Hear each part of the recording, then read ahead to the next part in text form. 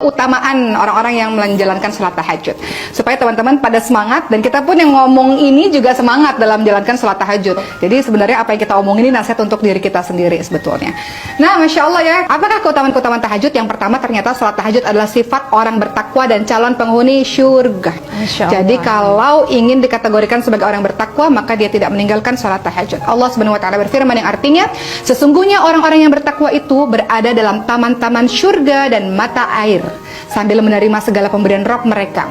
Sesungguhnya mereka sebelum itu di dunia adalah orang-orang yang berbuat kebaikan. Di dunia mereka sedikit sekali tidur di waktu malam dan selalu memohon ampun di waktu pagi sebelum fajar. Dalam surah Adz-Dzariyat ayat 15 sampai 18.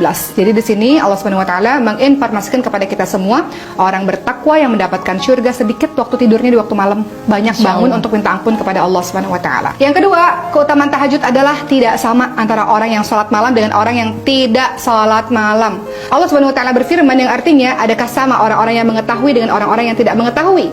Sesungguhnya orang yang berakal lah yang dapat menerima pelajaran. Jadi dalam surah Zumar ayat 9, tidak sama antara orang yang senantiasa bangun sholat malam, dia tahu dia dapat keutamaan, dia tahu dia dapat pahala, dia tahu doa dia dikabulkan oleh Allah, nggak sama dengan orang yang tidur terlelap. Masya Allah. Karena orang-orang yang bangun sholat malam pasti dia punya motivasi kenapa dia melakukan itu. Betul-betul. Karena dia tahu tentang keutamaan-keutamaan dalam beribadah.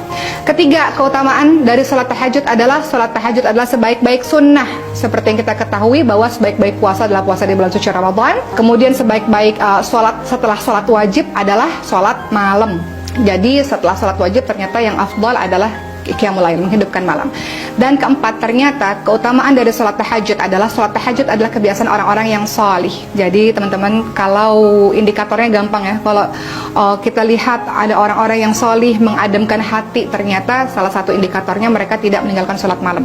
Kemudian keutamaan sholat tahajud yang kelima adalah sebaik-baik orang adalah orang yang melaksanakan sholat tahajud, sebagaimana Rasulullah SAW bersabda, sebaik-baik orang adalah Abdullah. Maksudnya di sini adalah Ibnu Umar, seandainya ia mau melaksanakan sholat malam.